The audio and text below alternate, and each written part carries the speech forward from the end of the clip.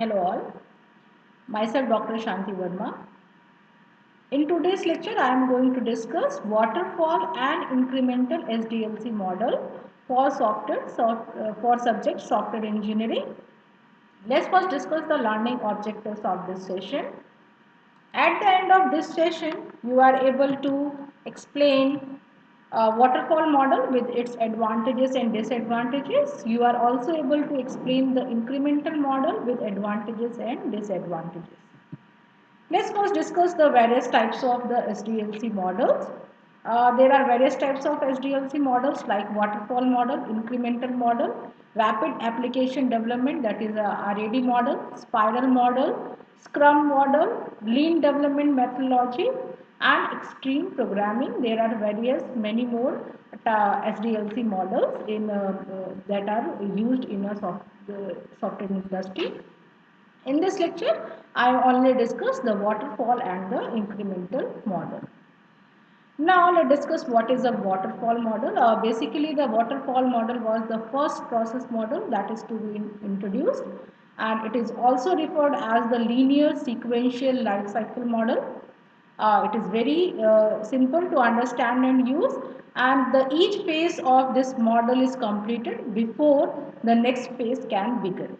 So there is no overlapping in the phases.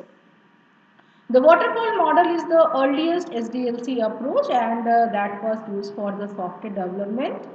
The model illustrates the software development process in a linear sequential flow, and this means that any phase in the development process begins only if the previous phase is complete.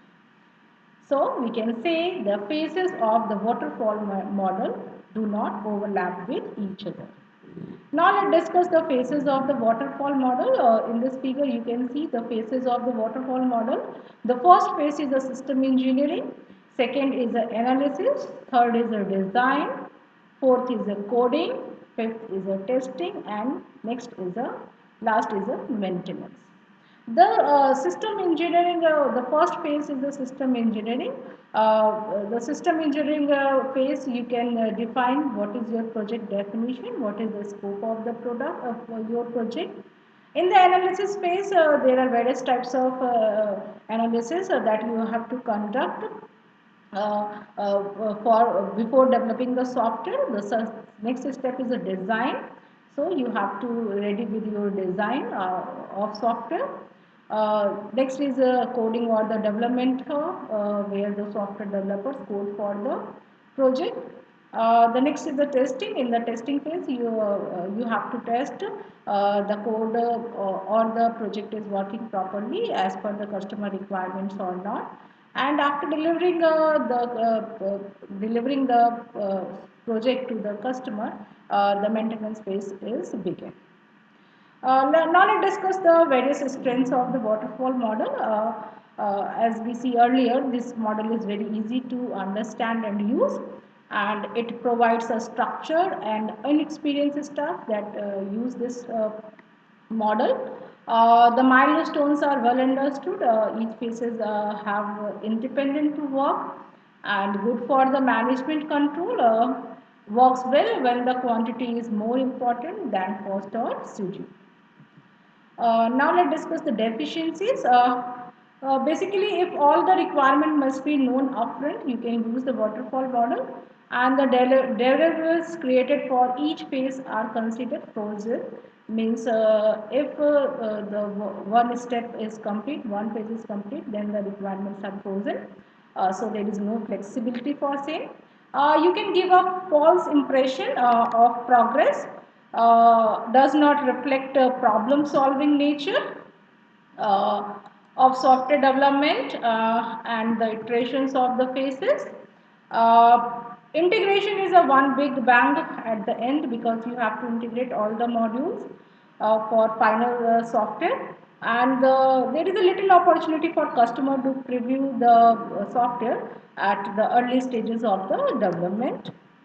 Now, when to use the waterfall model? Basically, if the requirements are very well known, your project definition is stable, you know the technology very well, the new version of the existing product is available, the porting an existing product to a new platform, high risk for a new system because of the specification and the design process problem.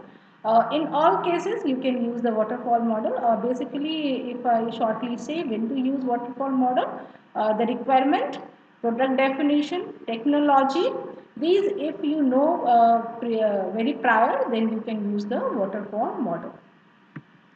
Now let's discuss the second SDLC model, that is the incremental model. Basically in the incremental model, the whole requirement of the project is divided into a various builds, and these builds are called as a module also. Basically the multiple development cycles take place here, making the life cycle multi waterfall cycle, and the cycles are divided up into a smaller, more easily managed modules. Each module passes through the requirement, design, implementation and testing phases. So you have to repeat all the steps of the STLC for all the modules. The working version of software is produced during the first module. So customer can see the first prototype of the model. So you have a working software early on the during of the life cycle of the software. In this figure, you can see that this is a figure of the incremental or the iterative model. This figure is drawn between the time and the number of increments. These number of increments are the modules, and each modules go through various steps of software development life cycle, like analysis, system design, coding and testing. In this figure you can see that if the first module completed the testing phase, then in this time the customer see the first prototype of the system.